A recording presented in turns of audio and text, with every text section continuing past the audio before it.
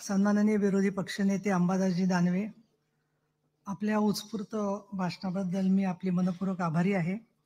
याच्यानंतर माननीय उपमुख्यमंत्री सन्माननीय अजितदादा पवार यांना मी बोलायला सांगते आहे. ते 7 वेळेला आमदार, एकदा खासदार आणि अनेक वेळेला उपमुख्यमंत्री झालेले आहेत आणि ते वेळेच्या आधीच, माझं होण्याच्या आधी नेहमीप्रमाणे पोचलेले आहेत दादा व्यासपीठ आपले.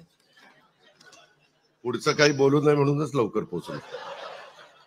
आदरणीय सरन्यायाधीश भूषण गवई साहेब, आपल्या राज्याचे लोकप्रिय मुख्यमंत्री माननीय देवेंद्रजी फडणवीस, विधान परिषदेचे सभापती राम शिंदे साहेब, विधानसभेचे अध्यक्ष माननीय ॲडव्होकेट राहुल नार्वेकरजी, उपमुख्यमंत्री एकनाथरावजी शिंदे साहेब, केंद्रीय राज्यमंत्री माननीय रामदासजी आठवले साहेब, चंद्रकांत दादा पाटील, डॉक्टर नीलमताई गोरे, विरोधी पक्षनेते अंबादासजी दानवे, उपाध्यक्ष अण्णा बनसोडेजी, तसंच व्यासपीठावर उपस्थित असणारे सर्वच राजकीय पक्षांचे माननीय गटनेते, विधिमंडळ पक्षनेते, प्रतोद, उपस्थित सर्व मंत्री महोदय, सभागृहामध्ये उपस्थित असणारे आजी माजी सन्माननीय या सभागृहाचे सदस्य, तसंच न्याय आणि विविध क्षेत्रातील उपस्थित असणारे सर्व प्रतिष्ठित नागरिक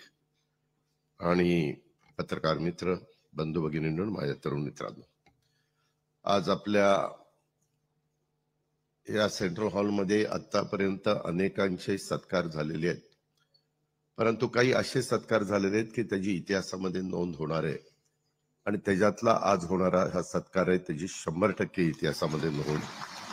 कारण देशाचे सन्माननीय 52वे सरन्यायाधीश आज आपल्याला भारतीय राज्य घटना विषयावर मार्गदर्शन करण्यासाठी आणि महाराष्ट्रातील विधिमंडळाच्या मध्यवर्ती सभागृहामध्ये ते उपस्थित आहेत.